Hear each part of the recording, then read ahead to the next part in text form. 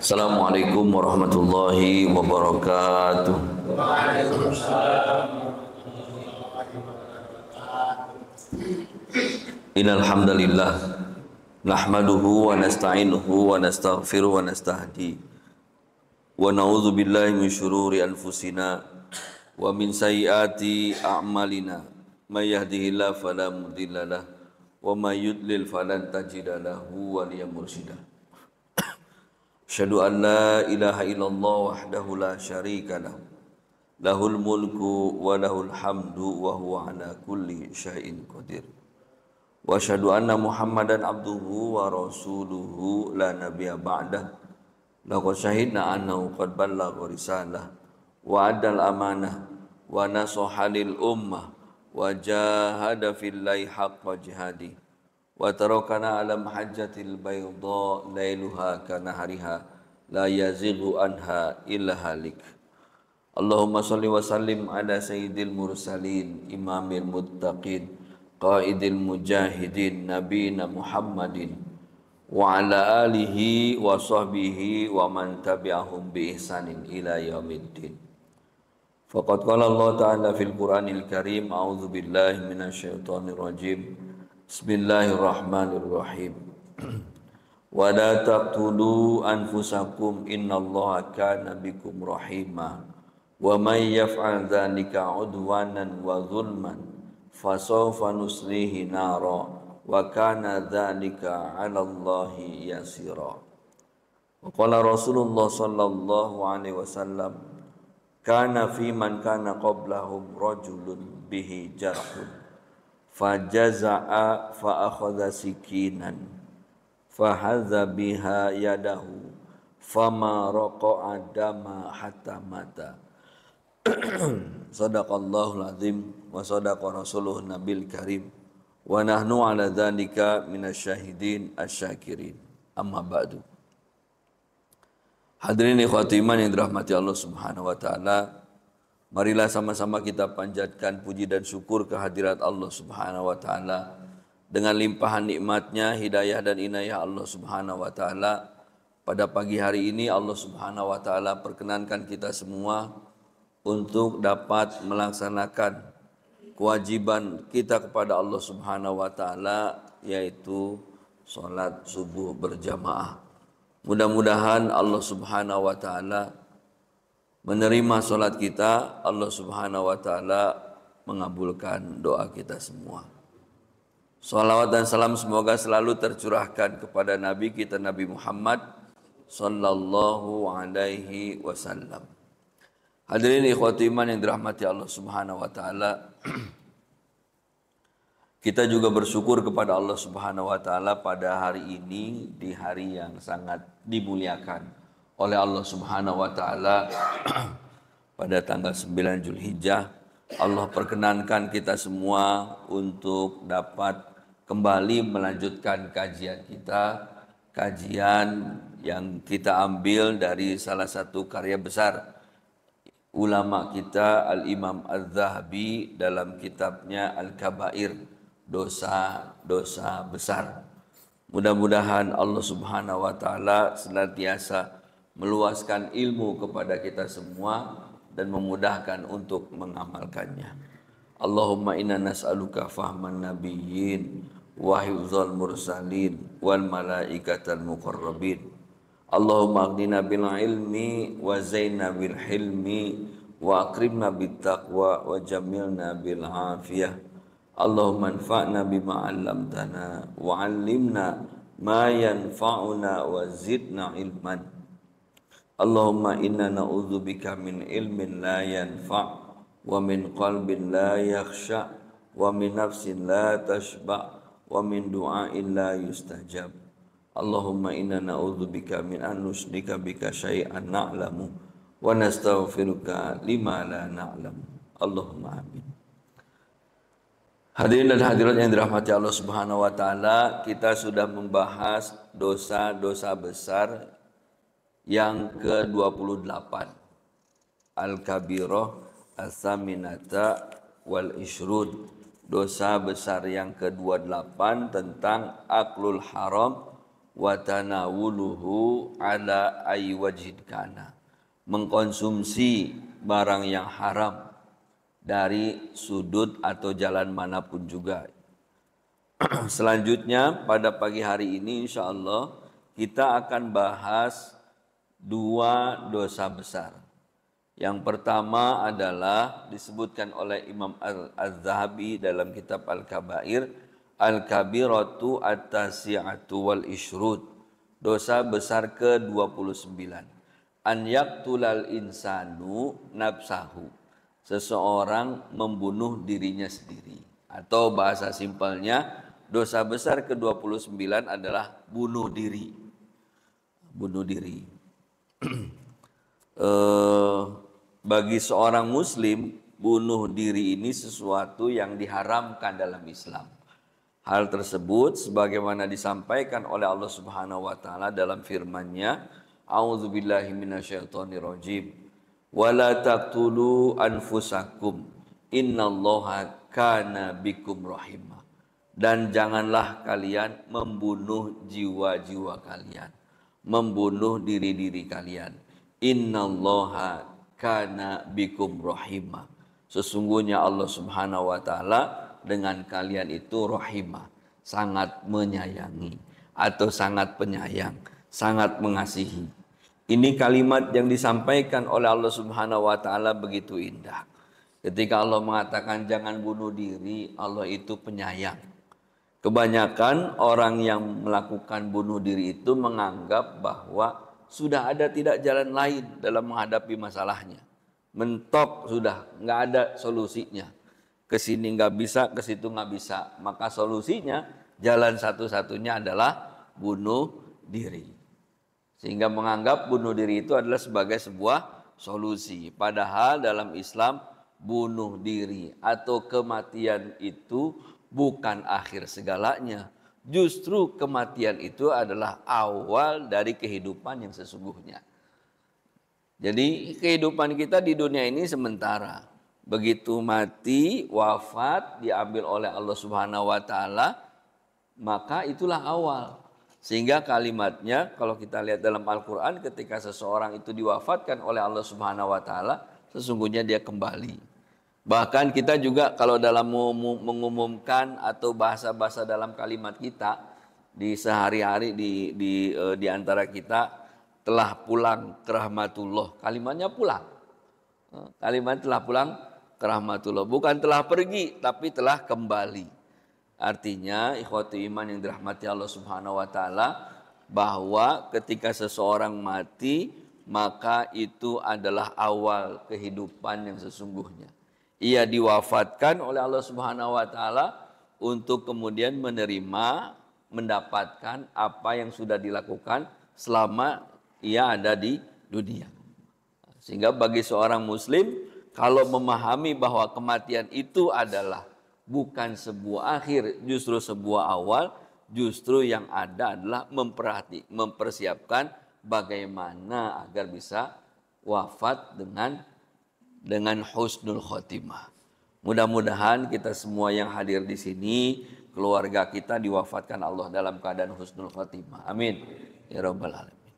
Tapi bagi orang lain, bagi dunia lain yang bukan di kita, maka bunuh diri itu menjadi solusi. Saya pernah diajak jalan waktu di Australia itu ke satu tempat. Satu tempat itu view-nya bagus. Biasanya ada angle foto yang dari situ diambil, belakangnya itu ada Australia itu opera ya. Kan yang terkenal kan itu tuh di Sydney itu. Nah, di situ juga disebutkan biasanya orang yang sudah putus asa dia bunuh dirinya di sini katanya. Bahkan kalau bunuh diri di sini itu lompat, itu jadi kayak jurang gitu, lompat terjun ke bawah ada laut langsung gitu kan. Bahkan dia bilang, jadi kalau dia mau lompat itu ada angle tertentu untuk dokumentasi gitu. Jadi udah stres gitu, masuk tinggal terjun, nanti dipoto, hasilnya dikirim kemana nggak tahu. Disiapkan di Korea Selatan ketika terjadi ada krisis global, ekonomi global, maka ada lebih dari 30% stres. Dari 30% tersebut, sekian persennya mati bunuh diri. Karena menganggap memang udah nggak ada lagi jalannya. Udah nggak ada jalan keluarnya sehingga akhirnya bunuh diri. Bagi seorang muslim nggak. Bahkan Allah mengatakan dalam Al-Quran, jangan bunuh diri kalian sendiri. Innallaha kana bikum rahim. Allah menyayangi kita semua. Allah menyayangi kita semua. Jadi sesulit apapun masalah, sesungguhnya Allah sedang menguji kita. Allah sangat sayang dengan kita. Nggak ada orang bunuh diri karena dia bahagia, ada nggak? Senang gitu terus dia bunuh diri, ada? Nggak ada. Orang bunuh diri itu karena merasa dirinya tidak bahagia. Karena punya masalah, merasa punya masalah besar. Bahkan disebutkan dalam Al-Quran, wa may yaf'al dzalika, siapa yang melakukan hal tersebut udwanan wa zulman, udwan menjadi musuh, zalim, fasawfa nuslihi naro, kami akan lemparkan dia ke dalam api neraka. Wa kana dzalika 'alallahi yasira, yang demikian itu mudah bagi Allah. Melemparkan manusia ke dalam neraka itu mudah bagi Allah. Ikhwati iman yang dirahmati Allah Subhanahu wa taala, Imam Al-Wahidi ketika menafsirkan ayat ini, beliau mengatakan la taqtulu anfusakum, ay la yaqtul ba'dukum ba'don li'annakum ahlu dinin wahid fa antum kanafsin wahidatin. Kata Imam Al-Wahidi dalam tafsirnya, yang dimaksud dengan jangan membunuh jiwa-jiwa kalian sendiri adalah jangan saling bunuh-membunuh. Nggak boleh saling memerangi, nggak boleh saling bunuh-membunuh. Kenapa? Li'annakum ahlu dinin wahid. Karena kalian semua adalah pemeluk agama yang satu. Fa'antum kanafsin wahidah. Antum bagaikan jiwa yang satu. Hadza qaulu Ibnu Abbas wal aktsarina wa dhahaba qaumun ila an hadza nahyun an qatlil insani nafsahu. Dan ini perkataan ini juga diambil oleh Ibnu Abbas dan juga para ulama yang lain. Ada ulama lain yang berpendapat bahwa ayat ini menjelaskan tentang larangan bunuh diri. Larangan bunuh diri. Wa yadullu ala sihhati hadza ma akhbarona Abu Mansur Muhammad bin Muhammad al-Mansuri bi isnadihi an Amr bin al-As. Ada sebagian ulama yang berpendapat bahwa ayat ini menjelaskan tentang larangan bunuh diri. Dan yang menunjukkan pendapat ini adalah sahih adalah berdasarkan yang disampaikan atau telah sampai kepada kami kabar dari Abu Mansur Muhammad bin Muhammad al-Mansuri dengan sanadnya dari Amr bin As. Ia berkata, ihtalamtu fi lailatin baridatin wa anna fi ghazwati dzati salasil. Aku bermimpi pada satu malam yang sangat dingin, sedangkan aku dalam keadaan perang di ghazwatus salasil, dalam perang as-salasil. Fashfaqtu an iktasaltu an ahlaka fatayamamtu fasolaitu bi ashabis subhi. Lalu beliau bilang ketika bermimpi, maka aku hendak mandi. Dia mau mandi an ahlaka, sebelum dia wafat dia mau mandi. Lalu karena nggak ada air dia mau tayamum. Lalu kemudian aku sholat subuh bersama sahabat-sahabatku. Fadzakartu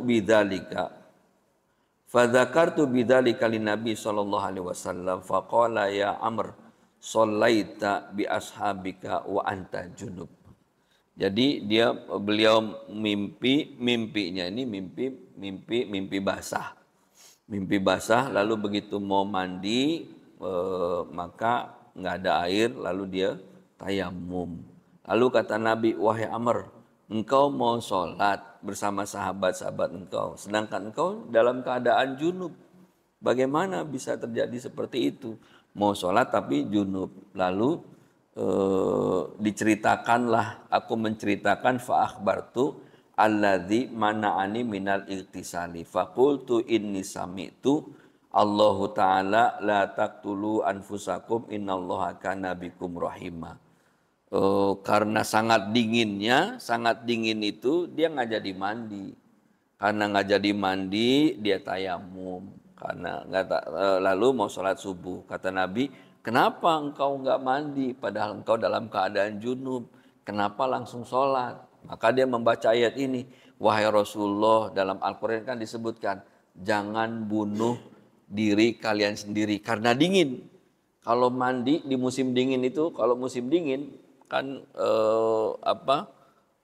airnya itu udah kayak es gitu ya. Jangankan dipakai buat wudu, buat mandi, buat wudu aja udah kedinginan. Jadi dia membaca ayat ini memahaminya, kalau saya nanti mandi pakai air dingin sama dengan saya membunuh diri saya sendiri. Makanya nggak mandi, akhirnya dia tayamum. Lalu mendengar pendapat dari Amr bin As dengan penafsiran ayat tersebut, Rasulullah SAW tertawa. Fadhahika Rasulullah SAW walam yakul syai'an, dan Nabi tidak mengatakan sesuatu apapun. Nabi diam aja. Ada sahabat yang bilang, sahabat Amr bin As berpendapat, ayat ini menunjukkan bahwa kalau saya mandi sama dengan bunuh diri. Makanya saya nggak mandi. Nabi cuma tertawa, nggak bilang apa-apa. Nah, ini karenanya maka dalam ilmu hadis disebutkan ada yang hadis itu berdasarkan qaulun, berdasarkan sabda perkataan qala. Yaqulu itu berarti berdasarkan aqwal perkataan Nabi. Ada berdasarkan fi'lun, af'al, perbuatan Rasul sallallahu alaihi wasallam, ada juga berdasarkan takrir, persetujuan Rasul sallallahu alaihi wasallam. Nabi sallallahu alaihi wasallam tidak mengatakan apa-apa, Nabi juga tidak melakukan, tapi hanya tersenyum. Nah, ini berarti menunjukkan bahwa Rasul sallallahu alaihi wasallam setuju apa yang ditafsirkan, dipahami atau interpretasi Amr bin As terhadap ayat yang tadi, yang mengatakan bahwa ayat tersebut artinya adalah bunuh diri, bukan menunjukkan saling bunuh-membunuh. Gitu. Ini dalil bahwa bunuh diri itu adalah sesuatu yang diharamkan dalam Islam, tidak dibenarkan dalam Islam. Karena Ibnu Abbas yaqul al-isyaratu ta'udu ila kulli manaha anhu min awwali surati ila hadzal maudi wa qala qaumun al-wa'idu raji ila aklil ya malil bil batil wa qatlil nafsi al-muharramah. Ini pendapat yang lain ngasih dari lagi. Oh, kalau gitu ayatnya bukan dibaca di situ. Baca ayat sebelumnya. Ayat sebelumnya itu menunjukkan pengharaman tentang tidak boleh makan harta yang dengan cara yang batil. Tidak boleh membunuh jiwa yang tidak berdosa. Ma'al udwan, disertai dengan permusuhan dan juga perbuatan zalim. Jundab ibnu Abdullah dari Nabi SAW, Rasulullah SAW bersabda, kana fi man kana qablakum rajulun bihi jarhun fajazi'a fa akhadha sikinan fakhudh biha yadahu fama raqa'a dama hatta mata. Kata Nabi SAW, ada pada zaman dahulu ada seseorang yang dia terluka. Dia terluka lalu dia tidak bisa menahan lukanya. Akhirnya maka dia ambillah alat, dia ambillah pisau gitu ya. Kemudian dengan pisau itu dia potong urat nadinya. Dia potong urat nadinya sampai berdarah. Karena berdarah sampai akhirnya dia meninggal, mati katanya. Kata Nabi SAW ini meninggal. Lalu melanjutkan, qala Allah Ta'ala, Allah Subhanahu wa Ta'ala berfirman, badirni abdi binafsihi haramtu alaihil jannata. Hadis Sahihain mengatakan, badirni abdi, hambaku mendahului takdirku. Maka dengan cara apa? Dengan cara membunuh dirinya sendiri. Maka kata Allah Subhanahu wa Ta'ala, haramtu alaihi al-jannah. Aku haramkan ia untuk mendapatkan surga Allah Subhanahu wa taala. Ini hadisnya hadis qudsi, hadisnya hadis qudsi.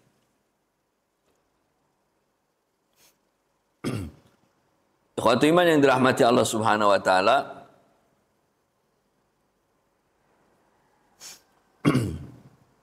pada zaman Nabi sallallahu alaihi wasallam ada seorang sahabat ini yang namanya Amr bin Al-Aqwa. Amr bin Al-Aqwa ini adalah seorang sahabat Rasulullah sallallahu alaihi wasallam. Dia gugur di medan perang. Tapi ketika beliau wafat, ini dalam perang Khaybar itu dia bertarung dengan seorang Yahudi. Begitu ketika bertarung hampir atau nyaris memenangkan pertarungan. Begitu pas mau pedangnya diayunkan, ternyata pedangnya itu nyangkut ke tanah. Lalu tanpa disadari pedang tersebut mental berbalik ke kepalanya. Jadi berbalik ke kepalanya. Jadi begitu pas mau membunuh orang Yahudi itu yang sudah terpojok, lalu ternyata dia kena tanah pedangnya dan akhirnya kena kepalanya. Lalu dia wafat. Rame para sahabat. Para sahabat yang lain mengatakan, wah sayang dia Amir Al-Aqwa. Dia sudah mau menang tapi dia mati dalam keadaan bunuh diri. Semua menyayangkan. Akhirnya kejadian tersebut diadukan oleh Rasulullah SAW. Ya Rasulullah, bagaimana terkait dengan Amr Al-Aqwa yang dia ketika perang hampir menang tapi pedangnya menebas kepalanya sendiri. Lalu kata Nabi SAW, huwa min ahlil jannah. Dia termasuk penduduk surga Allah Subhanahu wa taala. Yang seperti ini tidak termasuk dalam kategori membunuh. Sama dengan ketika kasus yang terkenal, kisah yang terkenal, kisah apa? Kisah Ashabul Ukhdud. Kisah seorang pemuda yang yang dia minta kepada raja karena raja ingin menguasai pemuda tersebut. Ini pemuda ini sebenarnya kader.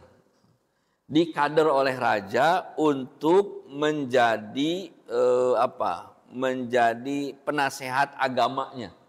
Tapi penasehat agamanya dengan para tukang sihirnya. Jadi dikader. Tapi kemudian ketika setiap dia mau berguru, dia bertemu dengan seorang syekh. Dia berguru dulu dengan seorang syekh, ulama.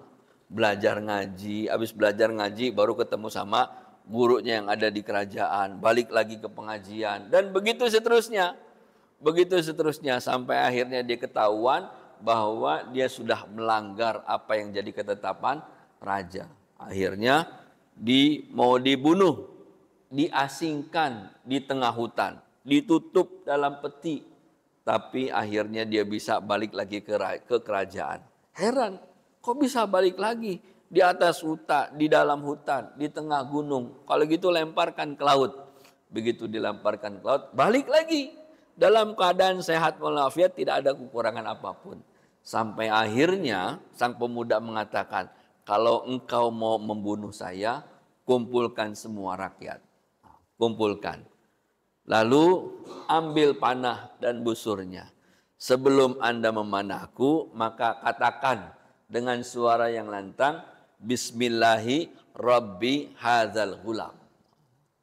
Nah, ini ada satu buku yang ditulis oleh Syekh Jamal Maldi, judulnya Ghulamud Dakwah.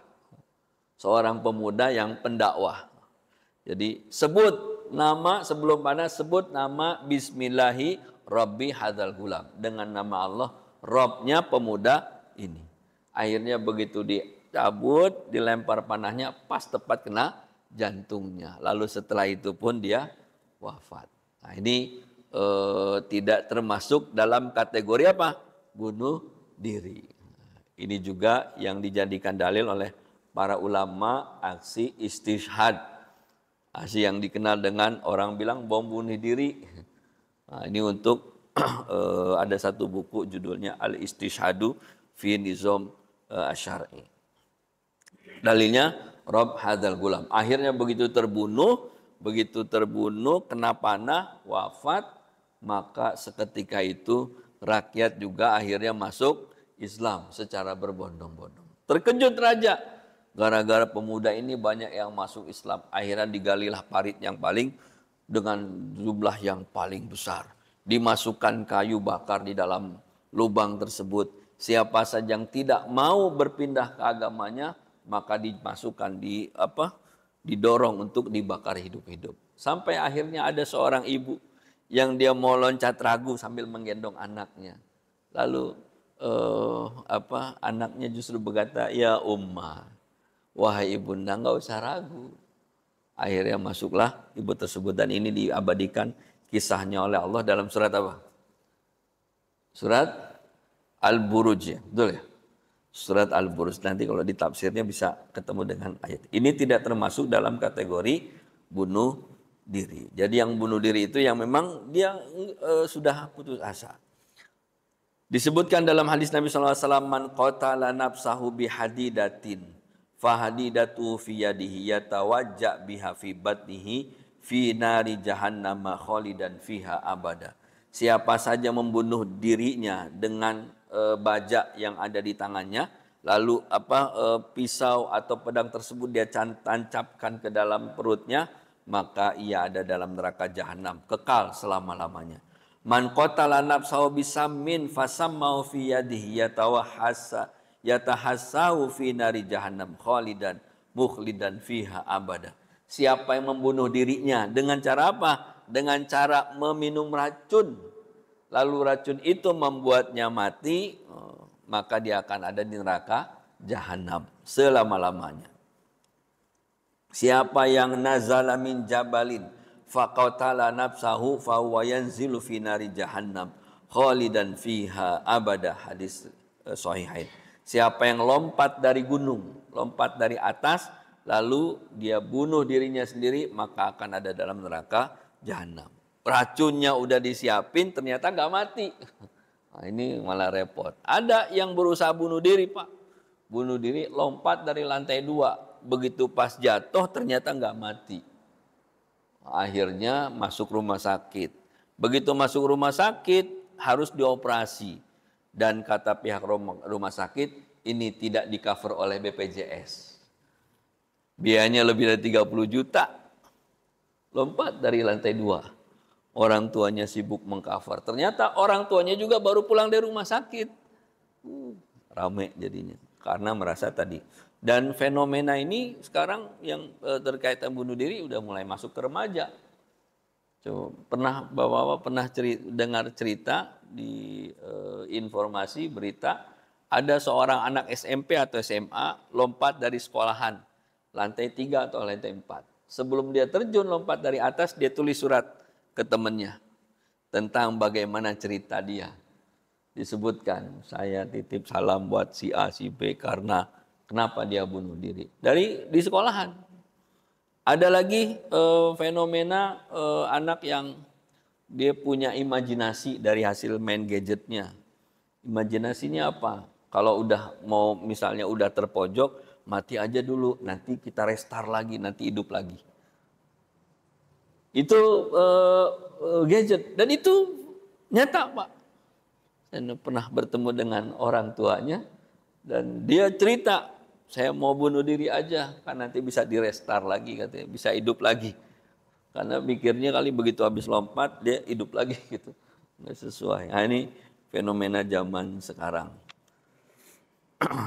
Dan para ulama sepakat bahwa mati bunuh diri itu adalah diharamkan, dan yang melakukannya akan masuk ke dalam neraka jahanam. Hadis yang lain mengatakan la'anal mu'minu ka qatlihi man qadzafa mu'minan bi kufrin fahuwa ka qatlihi man qatala nafsahu bi syai'in udziba bihi yaumal qiyamati. Allah Subhanahu wa taala yang melaknat, siapa yang melaknat mukmin maka sama seperti membunuh dirinya sendiri. Siapa yang menuduh seorang mukmin dengan bahwa dia telah kafir, maka sama dengan membunuh dirinya sendiri. Siapa yang membunuh dirinya sendiri dengan sesuatu, maka dia akan diazab di hari kiamat nanti. Wa fil hadis as-sahih anir rajul alladzi alamatul al-jirah fasta'jalal mauta faqatala nafsahu bi dhubabi sayfihi faqala Rasulullah SAW huwa min ahlin nar. Ada seorang yang dia tidak tahan dengan luka yang dia deritanya, maka akhirnya dia percepat luka tersebut dengan dia akhirnya dia mati. Jadi lukanya itu dilukain lagi supaya dia cepat mati dengan pedangnya. Maka Nabi mengatakan huwa min ahlin nar, dia termasuk penduduk neraka. Hadirin yang dirahmati Allah Subhanahu wa taala, inilah dosa besar ke-29, membunuh dirinya sendiri atau bunuh diri. Bisa dipahami Bapak-bapak sekalian, Ibu-ibu? Jadi kita sepakat tidak boleh ada bunuh diri. Bagi seorang muslim, kematian itu adalah awal dari segalanya. Saya akan lanjut dosa besar ke-30. Masih ada sekitar 20 menitan lagi. Dosa besar ke-30 adalah al-kizbu fi ghalibi aqwalihi. Berdusta pada ghalibi ahlibi, ghalibi ahlibi itu aqwalihi. Dia selalu berdusta dalam setiap perkataannya.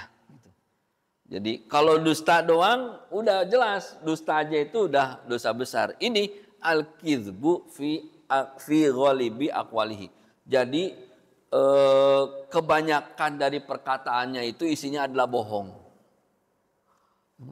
Oleh Imam Az-Zahabi dimasukkan dalam kategori dosa besar yang lain. Jadi dusta itu dosa besar, tapi perkataan yang didominasi atau kebanyakan orang yang kalau dia cerita dia berkata itu bohong, itu punya hukum tersendiri. Beliau mengutip firman Allah Subhanahu wa taala dalam surat Ali Imran ayat 61, ala laknatullahi alal kadzibin. Ketahuilah laknat Allah bagi orang yang kadzibin, terbiasa melakukan perbuatan bohong. Bohong aja terus-terusan begitu.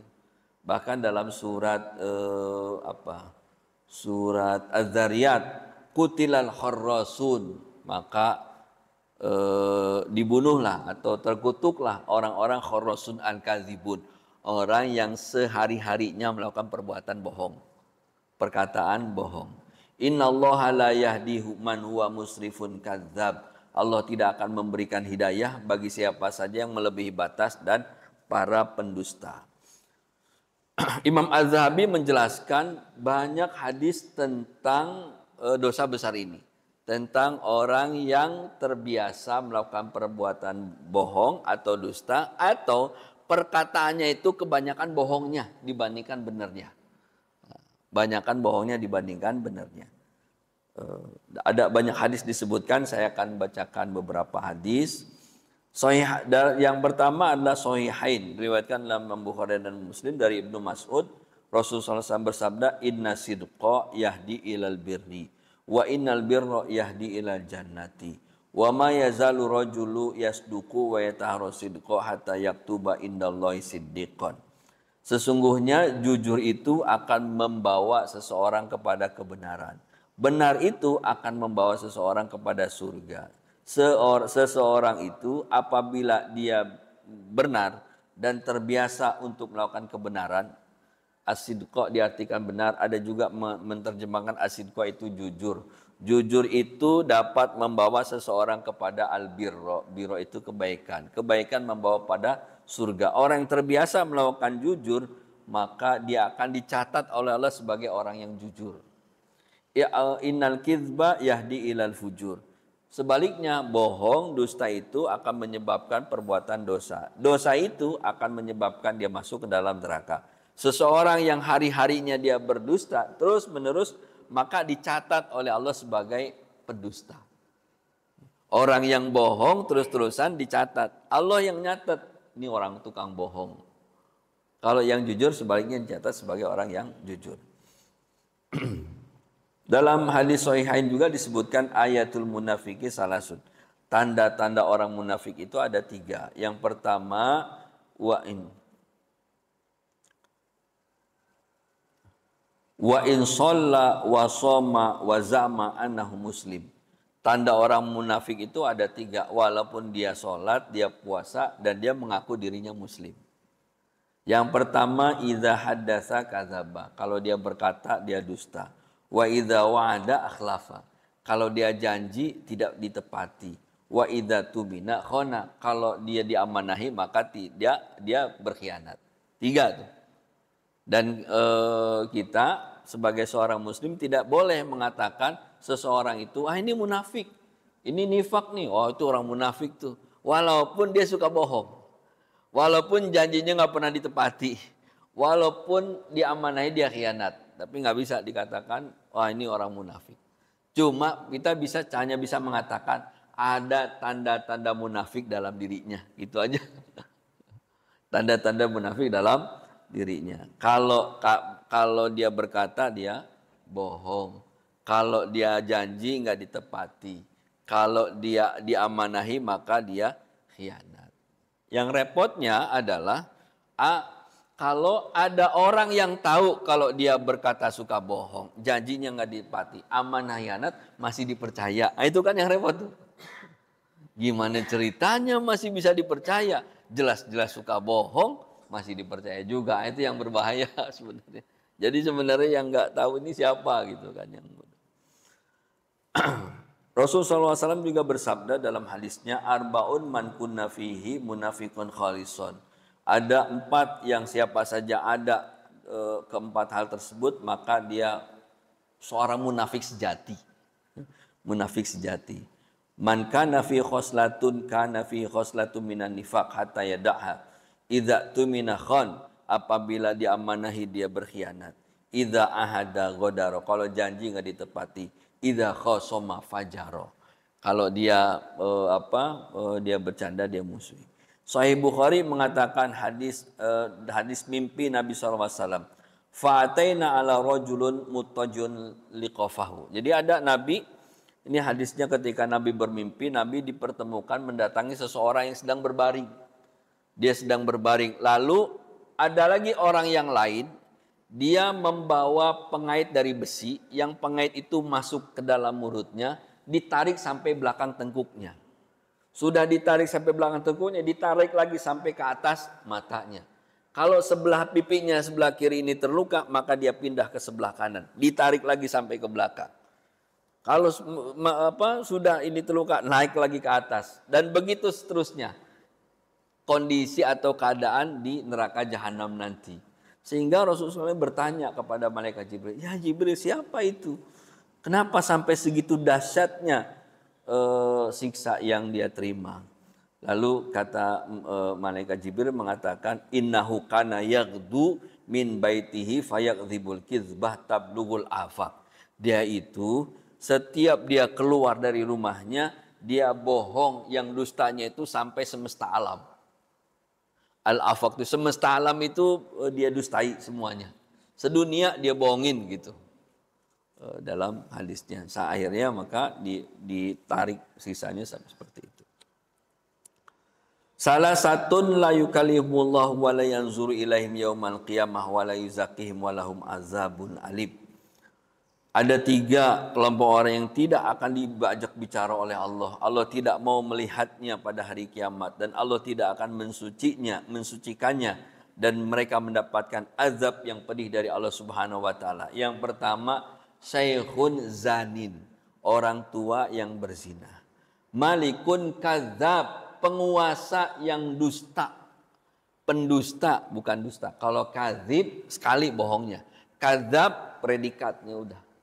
Dia suka bohong. Penguasa yang suka bohong. Ailun mustakbir. Nah, ailun mustakbir ini orang miskin yang sombong. Orang miskin sombong. Orang kaya sombong bukan boleh ya. Masih mending lah gitu. Bukan berarti orang kaya boleh sombong. Masih mending lah. ada yang disombongin. Tapi ailun itu orang yang nggak punya apa, fakir, sombong. Udah fakir, sombong, sehingga kata Nabi dia tidak akan diajak bicara sama Allah, mendapatkan azab yang pedih pada hari kiamat nanti. Wailul lilladzi yahditsu bil hadisi liyadhaq bihin nasu fayadzib. Wailun lahu, wailun lahu, wailun lahu. Celakalah orang yang dia mengatakan sesuatu supaya ditertawakan oleh orang lain. Yang perkataan itu, cerita itu adalah bohong, enggak ada sebenarnya. Wailun lahu, celaka dia sampai 3 kali disebutkan oleh Rasul sallallahu alaihi wasallam. Wa'adhamu min dzalika al-harf, dan yang paling dahsyat lagi adalah orang yang bersumpah dengan sumpah palsu. Nah, ini disebutkan dalam Al-Qur'an, wa yahlifuna 'alallahil kadzib wa hum ya'lamun. Mereka bersumpah dengan atas nama Allah dan mereka tahu bahwa sumpahnya adalah sumpah palsu. Rasulullah SAW juga bersabda, salah satu la yukallimuhum yaumal qiyamati wa la yuzakkihim wa lahum adzabun alim. 3 orang yang tidak diajak bicara, orang yang tidak disucikan dan mendapatkan azab yang pedih. Rajulun ala fadlin ma yamnauhu ibnu sabil. Orang kaya yang mampu tapi tidak mau memberikan kepada ibnu sabil. Enggak mau ngasih pada yang minta-minta. Rajulun baya'a rajulan sil'atan fahalifa billahi la akhadtuha bikadza wa kadza fasaddaqahu wa akhadha wa huwa ala ghairi zalik. Ada seorang yang bertransaksi jual beli lalu dia sumpah dengan atas nama Allah dan mengatakan, ini wallahi ini baru bagus barangnya, bagus banget, harganya murah, saya nggak kasih sama yang lain, cuman buat bapak aja nih barang, seru. Padahal ala ghairi zalik, padahal nggak begitu juga. Ada datang yang lain, dia bilang lagi, ini Pak harga khusus buat bapak doang nih, nggak saya kasih yang lain. Dan setiap yang datang dia sumpah demi Allah mengatakan hal yang sama, maka dia tidak akan mendapatkan azab Allah Subhanahu wa taala. Wa rajulun baya'a imaman la yubayyuhu ila lidunya fa in a'tahu minha wafa lahu wa in lam yu'tihi lam yafi. Dan orang yang membaiat kepada seorang imam yang baiatnya itu hanya mengharapkan kehidupan dunia. Kalau dikasih dia tunaikan, kalau nggak dikasih ya nggak ditunaikan. Nggak dikasih nggak ditunaikan. Ini sabda Rasulullah Sallallahu Alaihi Wasallam. Terjadi nggak sekarang? Ada nggak yang sekarang mungkin? Sabda Nabi zaman dulu nih belum. Rasulullah SAW juga bersabda, kaburat khianatan antu hadisa akhaka hadisan wa il tuhadis hadisan wa huwa laka bihi musdikun wa anta lahu bihi kadzib. Khianat yang paling besar adalah engkau bercerita tentang kepada saudaramu tentang sebuah cerita yang saudaramu itu membenarkan cerita engkau padahal engkau lagi dusta. Cerita, wah yang denger itu udah bener aja, wah iya, wah bener tuh, semua membenarkan padahal yang diceritain itu bohong. Sehingga kata Nabi, kaburat khianatan. Maka khianat masuk dalam kategori khianat yang paling besar. Man tahlam bihalmin lam yarahu kallafa an yuaqida baina syairataini wala walaysa biaqidin. Siapa yang dia mengaku bermimpi dengan satu mimpi padahal enggak ada mimpinya gitu. Maka dia dia harus menggabungkan 2 ujung tepung. Dan itu nggak akan terjadi. Ini kalimat kiasan ini disampaikan oleh Rasulullah SAW menunjukkan bahwa dosanya itu dosa besar banget. Sampai tepung itu kan pecah gitu ya. Ujungnya itu bisa disatuin apa enggak. Ini menunjukkan bahwa kalimat Rasulullah SAW ini adalah sangat berbahaya. Hadis dari Ibnu Mas'ud. La yazalul abdu yakzibu wa yataharul kizba hatta yankatu fi qalbihi nuqtatas sauda hatta yasudu qalbuhu fayuktabu indallahi minal kadzibin. Seseorang yang terus-menerus berdusta sampai dalam hatinya itu ada satu titik noda hitam. Hatta yasudu qalbu, sampai menghitam seluruh hatinya. Fayuktabu indallahi minal kadzibin, maka ia akan dicatat oleh Allah sebagai para pendusta, sebagai orang yang berdusta, orang yang terbiasa melakukan perbuatan dosa. Fayanbaghi lil muslim an yahfadha lisanahu anil kalam. Oleh sebab itu maka bagi seorang muslim dia harus menjaga kalamnya, illa kalaman zaharat fihi maslahah. Kecuali kalau mau berkata juga perkataannya yang ada maslahatnya. Kalau sekiranya ada madharatnya nggak usah disampaikan atau tidak melakukan perbuatan. Fa inna fi sukuti salamatun wa salamatun la yu'idduha laha syai'. Dan maka diam itu adalah membawa keselamatan. Maka seorang muslim kalau mau berkata ya dia diukur, disaring gitu kata-katanya. Enggak semuanya diucapkan. Kafa bil mar'i kadzaban an yaqula kullama sami'a. Cukup bagi seorang muslim itu disebut sebagai pendusta ketika dia menyampaikan semua yang dia dengar. Nah, kalau sekarang medianya udah bukan media ketemu lagi, semuanya di-share.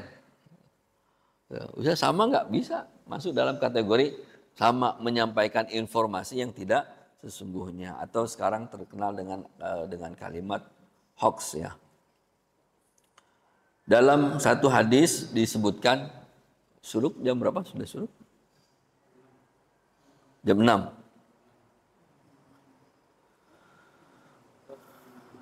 5.56. Nah, 5.56.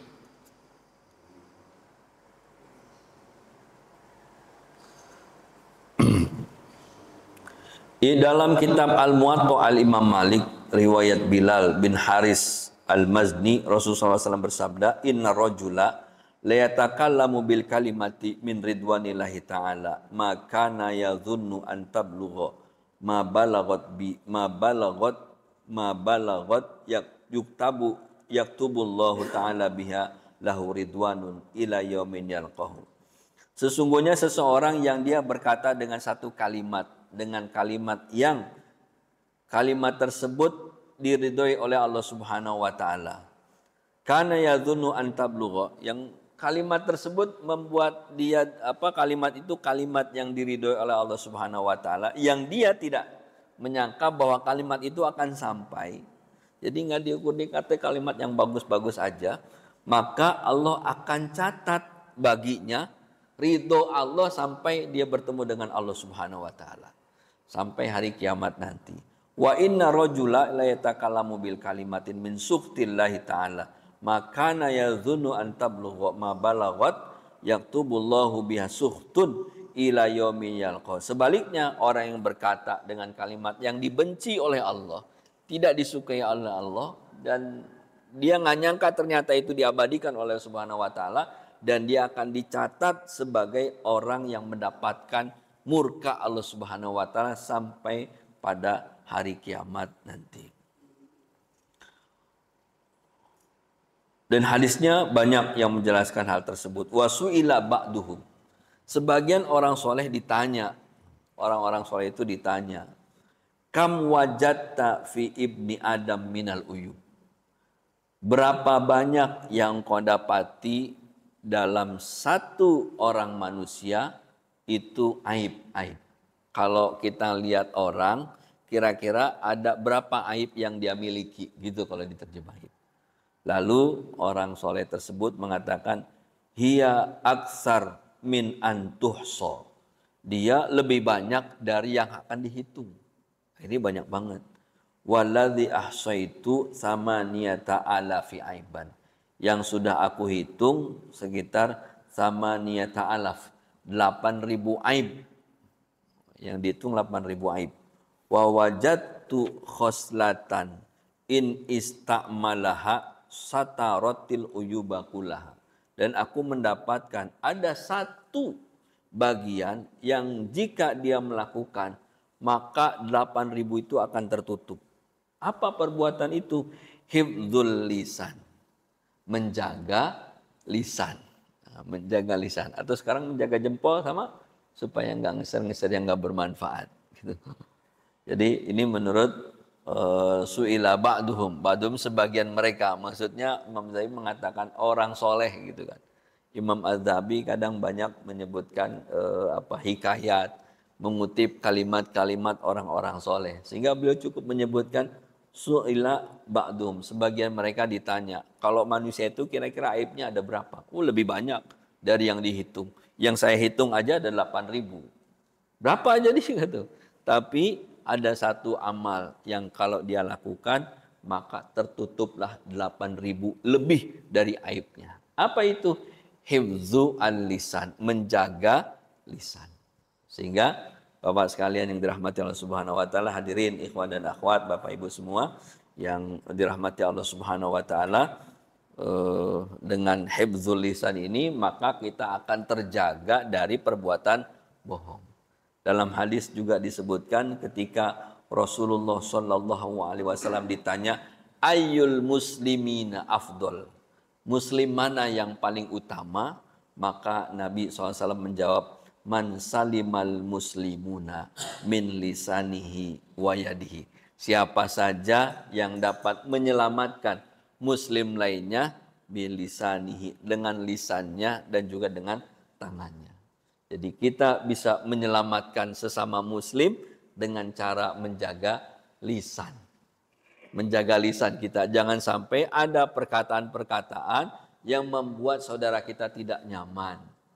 Menyelamatkan. Jangan sampai ada perkataan, ternyata perkataan itu menurut kita sih biasa saja. Ternyata mendapatkan murka dari Allah Subhanahu wa ta'ala. Lisan ini memang tidak, orang bilang lidah itu tidak bertulang. Tapi dia bisa bagaikan pedang yang bisa membunuh siapa saja dengan pedangnya. Jamaah sekalian yang dirahmati Allah Subhanahu wa taala, ini dua dosa besar yang kita pelajari pada pagi hari ini. Yang pertama adalah bunuh diri. Bunuh diri itu hukumnya haram. Siapa yang bunuh diri maka Allah akan azab, Allah tidak akan selamatkan dia di yaumil kiamah nanti. Dan kita memahami bahwa kematian itu bukan akhir segalanya, kematian itu adalah awal kehidupan yang sesungguhnya. Kemudian yang kedua, dosa besar yang ke-30 adalah al-kizbu fi ghalibi aqwalihi. Bohong, kebohongan yang terbiasa melakukan perbuatan bohong gitu. Terjemahnya susah juga. Al-kizbu fi ghalibi aqwalihi. Bohong dari semua perkataannya. Jadi kebanyakan omongannya itu dusta, gitulah kurang lebih. Dia kalau ngomong itu, kalau dia ngomong dari 100% kalimat yang disampaikan banyak 80%-nya itu bohong, gitu. Dan ini masuk dalam dosa besar. Padahal bohong saja sudah dusta, dusta aja sudah dosa besar. Ini semua banyakkan bohong, maka dosa besarnya lebih besar lagi. Baik, Bapak Ibu sekalian dirahmati Allah Subhanahu wa taala, mudah-mudahan apa yang disampaikan ada manfaatnya khususnya bagi saya pribadi, umumnya bagi jamaah sekalian, yang benar dari Allah Subhanahu wa taala, yang salah yang kurang dari saya pribadi. Mumpung harinya hari baik, harinya kesempatan-kesempatan baik, ini tanggal 9 Zulhijjah, ada 2 hari tersisa 10 hari Zulhijjah. 10 hari pertama bulan Zulhijjah yang amalnya itu sebanding dengan gugur di medan perang. Setara dengan mati syahid. Jadi 10 hari pertama Zulhijjah setara dengan mati syahid. Ini hadis Rasulullah SAW sahih. Kata Nabi, aktivitas yang dilakukan, amal soleh yang dilakukan oleh seseorang tanggal 1 sampai 10 Zulhijjah. Amal soleh apapun maka lebih dicintai oleh Allah Subhanahu wa taala. Walal jihad ya Rasulullah. Walaupun jihad. Kecuali seorang keluar dari rumahnya. Dia dengan jiwanya, dengan hartanya lalu enggak kembali lagi. Artinya gugur di medan perang. Amal soleh. Riwayat lain mengatakan a'zam wa ahab. Lebih agung, lebih tinggi, lebih dicintai. Kata Nabi, fa'aksiru minat tahlil. wa tahmid wa takbir. Maka perbanyaklah bertakbir, bertahmid dan juga bertahlil.